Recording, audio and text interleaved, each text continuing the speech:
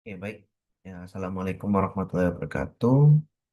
Eh, saya di sini Muhammad Rafi Pravijayanto dengan NIM mahasiswa S1 Ilmu Hukum RPL dari UIN Sunan Ampel Surabaya, dari Universitas Muhammadiyah Surabaya ingin mempresentasikan terkait dengan web paper saya yang berjudul Deferred Prosecution Agreement sebagai instrumen penegakan hukum korupsi korporasi sektor swasta lintas negara, analisis peluang dan ancaman bagi negara berkembang.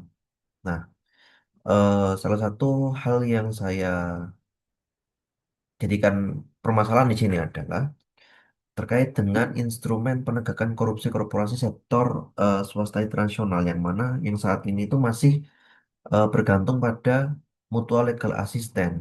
Nah, bahwasanya kita semua mengetahui ya bahwasanya eh, di dunia ini hanya ada dua negara. Yang pertama adalah negara berkembang, yang kedua adalah negara maju. Nah, antara dua negara ini apabila negara berkembang atau SDM dari negara berkembang melakukan korupsi lintas negara yang mana asetnya itu ditaruh di luar negeri yang mana asetnya itu nanti ditaruh di luar negeri yang mana dia proteksi datanya itu sangat ketat sekali. Nah, walaupun beberapa hal yang menjadi apa yang mana mutual legal assistance yang memang dia itu menjadi tumpuan ya, menjadi tumpuan. Itu kadang-kadang eh, terpatahkan dengan hal yang ini apa namanya bersifat teknis, misal kayak seperti privasi keamanan data, lalu privasi yang lain-lain sebagainya. Nah, di situ eh, secara politis ada pengaruh antara negara berkembang apabila berhadapan dengan MLA dari negara maju.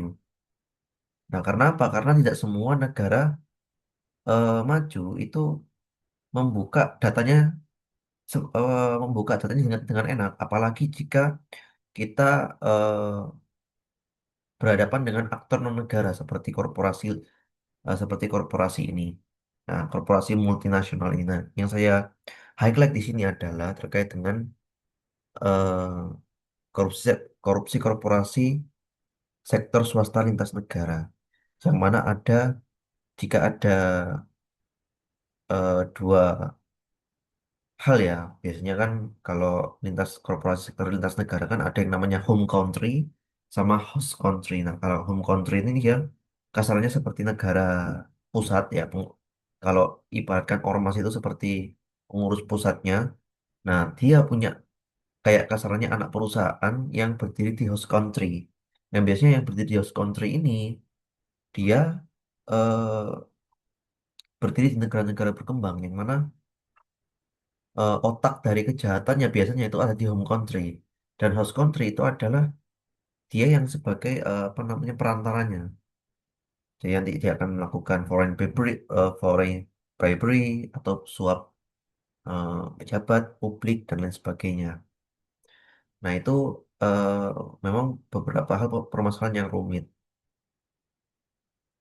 Nah, walaupun Indonesia dia mengadopsi terkait dengan apa terkait dengan subjek hukum pidana korporasi yang mana telah tertuang dalam Undang-Undang Nomor 20 Tahun 2025 itu masih belum cukup. Karena apa? Karena tidak secara tegas regulasi Indonesia mengatur terkait dengan kejahatan tersebut dilakukan oleh korporasi multinasional. Itu gimana? Posisi Indonesia itu gimana? Apalagi Indonesia sebagai negara berkembang ya yang mana dia itu eh,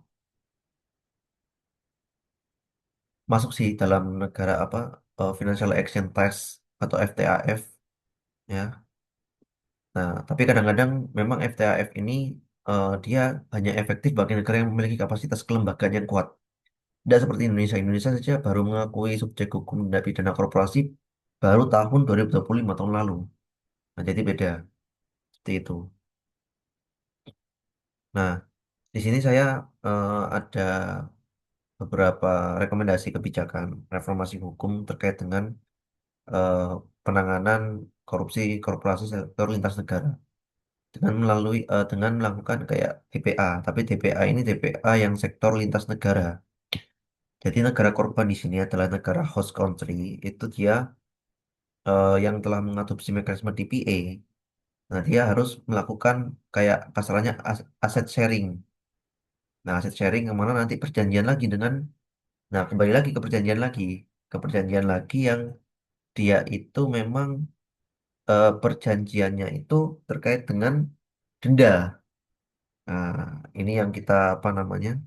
Kita eh,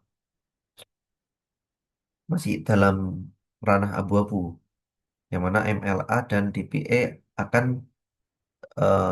apa saya rekomendasikan sebagai kebijakan. Jadi mutual legal assistance sebagai dasar untuk mengajukan DPA. Jadi perusahaan swasta multinasional nantinya akan di DPA dan ditangguhkan penuntutannya, yang mana nantinya dia akan memperbaiki terkait dengan kepatuhan tata kelola hukum, terkait dengan good corporate governance-nya, terkait dengan due diligence-nya, dan lain sebagainya seperti itu. Nah, kalau peluang dan tantangan itu memang semakin relevan terhadap kejahatan sektor swasta yang bersifat lintas negara.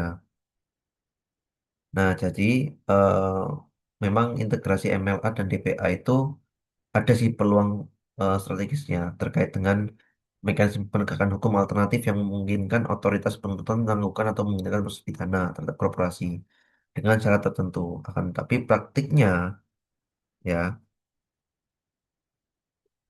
dia mampu meningkatkan efisiensi hukum, efisiensi terkait dengan apa waktu peradilan dan eh, memulihkan perusahaan dan sebagainya. Tapi juga TPA dan MLA itu sangat bergantung pada komitmen negara-negara untuk memperkuat transparansi, pengawasan judisial, dan harmonisasi kerangka hukum internasional. Mungkin sekian presentasi dari saya. Maaf agak belibet dan eh, agak nggak paham karena memang kita di sini sama-sama belajar dan terima kasih buat teman-teman yang udah nonton. Mungkin bisa sharing-sharing lagi mungkin untuk penambahan kapasitas diri dari penulis. Sekian, terima kasih. Wassalamualaikum warahmatullahi wabarakatuh.